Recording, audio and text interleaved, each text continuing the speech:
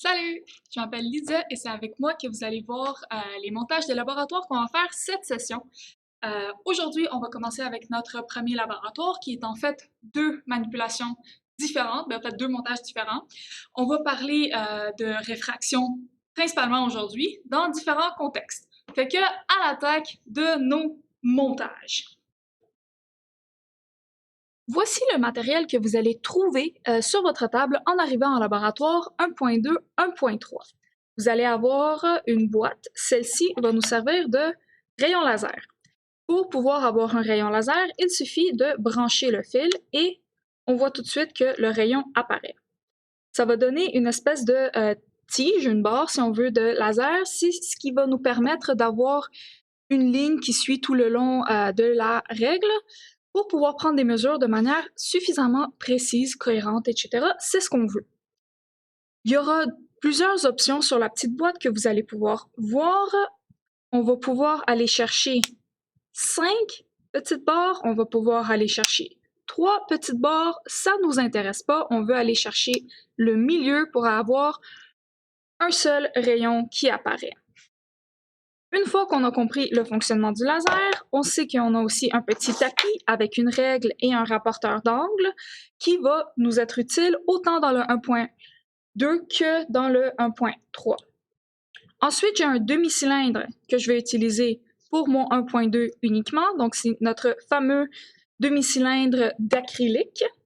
Alors que pour le 1.3, je vais avoir mon bloc d'acrylique rectangulaire où je vais mesurer la largeur dans ce sens-là. Donc, pas comme ça, pas comme ça. Non, non, non. Ce qui nous intéresse, c'est cette épaisseur-là, d'ici jusqu'à ici. Donc, tout ça. Et je vais avoir une petite réglette pour le 1.3 également. Donc, ces deux-là, je vais en avoir besoin seulement dans le 1.3. Pour le 1.2, voici le matériel. Je vais maintenant éteindre la lumière pour pouvoir vous montrer plus précisément comment le placer et prendre les mesures. Maintenant que j'ai la lumière qui est éteinte, je peux commencer à placer mes instruments pour prendre les mesures. Donc, premièrement, je branche mon laser pour avoir un beau faisceau. Ensuite, je vais placer mon acrylique. On voit bien qu'il y a des 90, il y a 0 degré. Une fois que j'ai placé mon demi-cylindre, je place mon laser. Là, je le place à un angle d'incidence de 0 degré. Donc, normalement, si tout est parfaitement aligné, et que je ne suis pas dévié ni d'un bord ni de l'autre, que je pointe bien le centre et que mon cylindre est parfaitement centré, je devrais voir une ligne qui passe le long de 0 degré à travers tout mon tapis.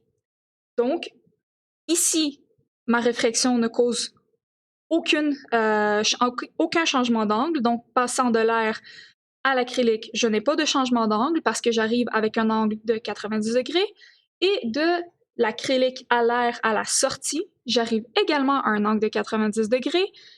Donc, mon angle ne change pas, le rayon continue en ligne droite tout le long.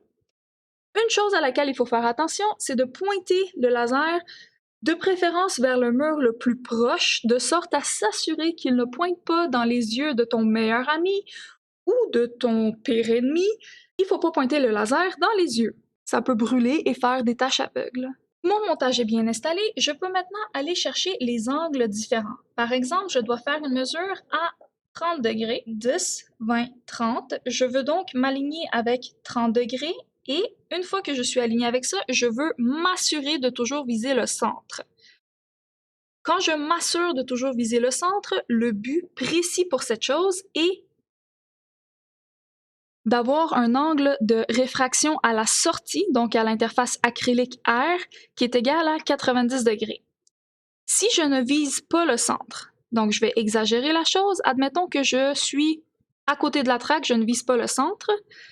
Ici, je vais avoir la réfraction telle que voulue entre l'air et l'acrylique, mais lorsque j'arrive à l'interface acrylique-air ici, je n'arrive pas à un angle de 90 degrés avec ma surface courbe, j'ai donc une réfraction qui me donne quelque chose qui ne m'intéresse pas. Donc, ceci ne m'intéresse pas. Ce que je veux, c'est l'angle de réfraction à la deuxième interface qui va être de 0. Donc, je veux qu'il y ait une réfraction, que la déviation de l'angle soit... Non, qu'il faut regarder pour que son laser soit bien orienté, c'est s'assurer que le laser pointe bien le centre de l'acrylique. Le centre ici de la surface plane. Ce qui nous intéresse, c'est de mesurer l'angle réfracté. L'angle réfracté à l'intérieur de l'acrylique, donc l'angle réfracté à l'intérieur du morceau ici. Sauf que la mesure que je fais ici, c'est une mesure dans l'air. Donc, je veux que de l'acrylique à l'air, l'angle ne change pas. Je veux qu'il reste le même. Pour qu'il reste le même, il doit arriver à la surface de manière perpendiculaire. En visant le centre, je m'assure que à la surface, il va arriver de manière perpendiculaire, donc l'angle mesuré ici sera le même que l'angle à l'intérieur de l'acrylique.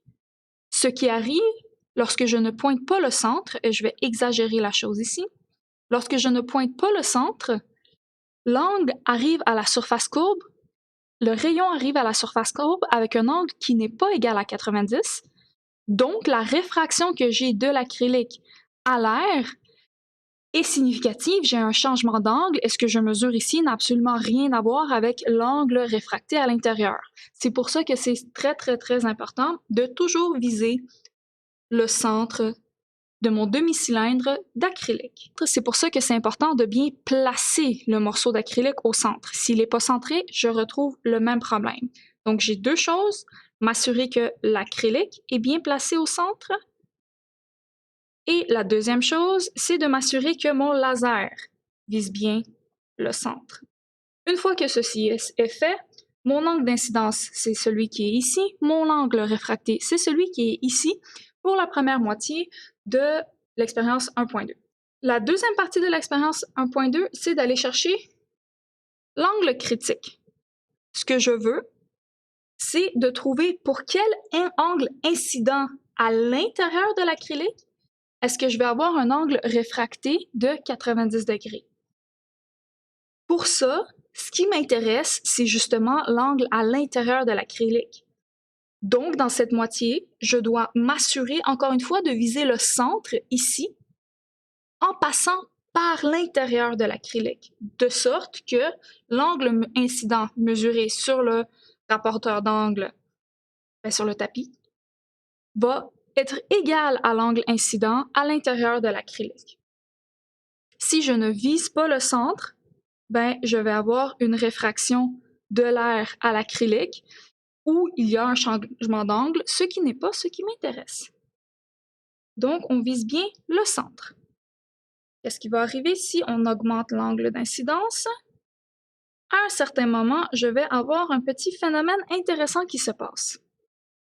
Le défi dans ce lab-là, ça va être de bien cerner l'incertitude que vous allez avoir pour votre angle critique mesuré dans l'expérience 1.2. Pour l'expérience 1.3, je veux que le laser passe à travers cette épaisseur de mon morceau d'acrylique, donc je ne veux pas le placer de cette façon, non. Je ne veux pas le placer de cette façon-là non plus. Je veux le placer de cette manière. Je vais utiliser la petite réglette de papier qu'on avait vue tantôt et je vais placer mon bloc d'acrylique dessus et je vais aligner les deux avec la ligne de départ ici. On s'entend que le rayon d'incidence, donc le rayon d'incidence ici en ce moment, il est de 0. Pour aller chercher un rayon d'incidence de 10 degrés, je peux faire deux choses. Option numéro 1, je peux décaler mon laser de 10 degrés. Ce n'est pas la seule option. Ce que je peux aussi faire, c'est que je peux tourner mon bloc de 10 degrés. Et maintenant, la normale a un angle de 10 degrés avec mon rayon incident. Le laser n'a pas été touché, il n'a pas été accroché. Je fais très attention que le laser reste immobile. Maintenant, ma normale, elle s'est déplacée avec ma surface. Donc, ma normale, elle s'est tassée de 10 degrés et j'ai présentement un angle de 10 degrés entre le rayon incident et la normale de la surface. Dans cette expérience, je vais jouer avec l'angle. Donc, je vais augmenter l'angle et je vois que plus l'angle augmente, plus le décalage entre le rayon initial et le rayon réfracté augmente. Regardez bien, au début, le rayon réfracté est bien aligné avec le 0, et plus j'ai de la rotation, plus le rayon se décale de plus en plus dans cette direction-ci. Pour voir la mesure de décalement, on la mesure directement sur la règle qui est sur le tapis. On va voir des rayons secondaires ici. Ces rayons-là, ça va être les réflexions avec chacune de mes surfaces. Donc, le premier rayon, c'est la réflexion avec la première surface. Deuxième rayon, c'est la réflexion avec une surface entre les deux morceaux des blocs. Et le dernier, ça va être la dernière réflexion. Ces rayons-là, on n'en a pas besoin. On voit qu'ils existent et c'est tout. Si je tasse le bloc de gauche à droite, ça n'a aucun effet sur mon rayon. Ce qui a un effet, c'est s'il est incliné ou pas. Donc, on s'assure qu'il soit bien aligné avec la réglette avant de commencer à tourner la réglette pour prendre les mesures. Et à chaque fois, on s'assure qu'il est bien positionné, le tout sans accrocher notre laser. Donc ça va être un de ces labos où il faut faire attention de ne pas accrocher le laser, soit le mettre en place avec un élastique, soit hurler après tous les membres de l'équipe qui l'accrochent accidentellement. Ceci conclut les laboratoires pour cette semaine, c'est-à-dire les laboratoires 1.2 et 1.3, et on se revoit la semaine prochaine. À plus!